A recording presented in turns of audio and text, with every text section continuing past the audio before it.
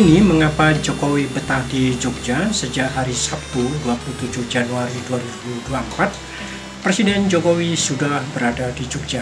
Agendanya sore hari main sepak bola dengan anak-anak di Dusun Gamplong di pojok Kabupaten Sleman, berbatasan dengan Kabupaten Kulon Progo, Daerah Istimewa Yogyakarta. Kemudian bagi-bagi beras premium kata Presiden ke Bantul, Gunung Kidul, hingga Rabu pagi 31 Januari meresmikan Universitas Nahdlatul Ulama di Jogja. Ada hubungan dengan acara belusuan politik berkait Pilpres 2024? Apakah Jokowi termasuk capres hingga perlu mengintili atau bahkan ngendas-endasi kampanye Ganjar yang kebetulan juga di Jogja? Jangan begitu, kalau kita menghina presiden nanti bisa dilaporkan pencemaran nama baik, menghina lambang-lambang negara dan sejenisnya. Karena pada hari Minggu pas Ganjar kampanye di Wates, Presiden Jokowi sepedaan di sekitar alun-alun Lor Kraton Ngayogyakarta bersama Ketua Umum Partai Demokrat AHY. Sekedar pit-pitan olahraga supaya tetap sehat nalarnya? Tidak, karena kedua orang pusat itu hendak makan gudeg di sekitar Pelengkung Wijilan, tak jauh dari area mereka sepedaan. Tidak tampak pengawalan ketat karena masyarakat Jogja Minggu pagi mendung itu tampaknya lebih suka di rumah. Beberapa hari ini hujan bisa turun tanpa ngasih tahu, apalagi tempe. Kulineran bagi Jokowi agaknya wisata paling urgen saat Indonesia konon tidak baik-baik saja karena geopolitik internasional, cuaca ekstrim, perang Ukraina, krisis global, cuaca ekstrim dan politik ekstrim. Hingga Selasa malam 30 Januari, Presiden Jokowi masih kelayapan bersama beberapa menterinya di Malioboro. Apakah cek popularitas? Belusuan seperti itu cek ombak yang paling murah meriah, apalagi ketika ketakutan popularitasnya menurun. Makanya sejak makan malam bareng Prabowo, Airlangga, Zulkifli, terus dengan Prabowo lagi di dekat Akademi Militer Magelang, yang diomongin ya soal bakso enak, tahu enak, pokoknya yang enak-enak. Sayangnya ketika Minggu sore datang ke Keraton Ngayogyakarta bertemu Sri Sultan Hamengkubuwono X, Sang Raja Jogja tidak mengajaknya umbul bujono atau makan bareng. Padahal gudeg manggar di keraton jauh lebih maknyus daripada yang diganyang di Pelengkung Wijilan itu. Kalau Ganjar ya mungkin karena duitnya tipis lebih memilih nunut tidur di rumah-rumah penduduk di desa. Sehabis kampanye di Wates, malamnya bertemu para mahasiswa menggelar tikar di area Jeron Beteng Keraton Jogja, ngobrol-ngobrol dan kemudian makan malam nunut tidur di rumah penduduk desa di Kulon Progo. Minum teh panas di pawon rumah desa, beda dengan Jokowi yang menikmati coklat almond di Malioboro Plaza. Selera presiden kita ini memang kosmopolitan.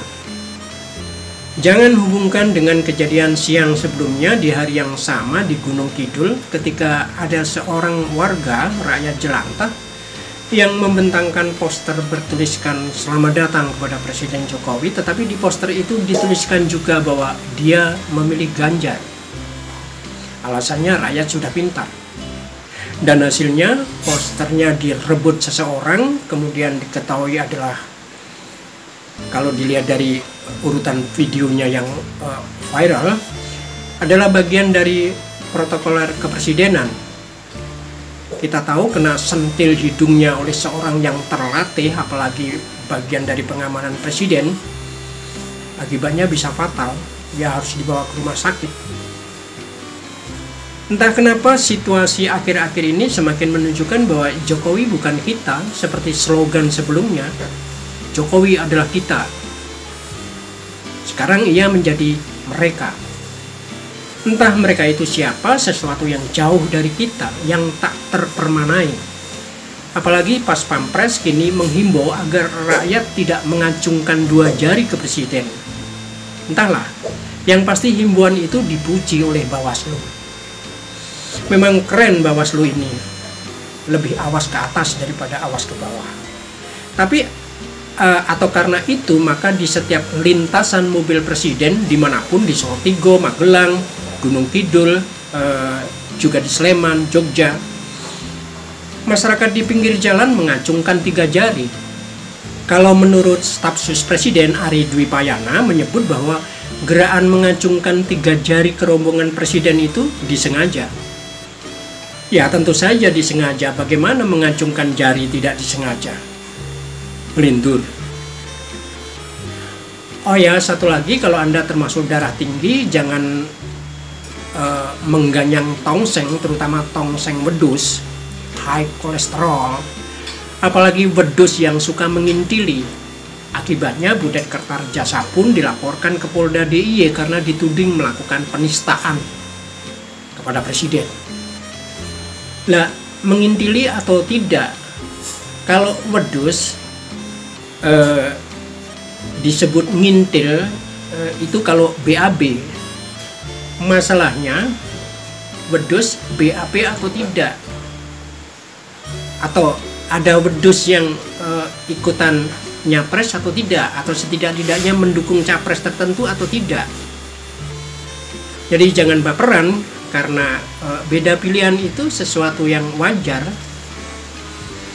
Aneh kalau pengamanan presiden mengatakan bahwa tulisan di poster itu membahayakan keselamatan presiden. Dari keterangan pihak Pas Pampres dinyatakan bahwa tidak ada anggota Pas Pampres yang melakukan tindak kekerasan itu. Ya memang tidak ada, karena itu adalah tindak penganiayaan. Katanya karena anggota Pas Pampres itu berseragam, setidaknya memakai pakaian taktikal, sedangkan katanya yang di video itu berpakaian preman, tidak berseragam, artinya bukan anggota Pas Pampres. Ya kita maklumlah kalau ada alasan yang semacam itu. Kalau tidak ada anggota Pas Pampres yang menyamar dengan pakaian preman, berarti sistem pengamanan di sekitar presiden sebetulnya sungguh rawan, karena ada orang yang tidak terdeteksi, bukan anggota mereka, melakukan pengamanan. Jadi siapa yang sebetulnya mengancam keselamatan presiden? Proporsionalitas mereka sebagai bagian dari yang sebetulnya harus menghargai kedaulatan rakyat.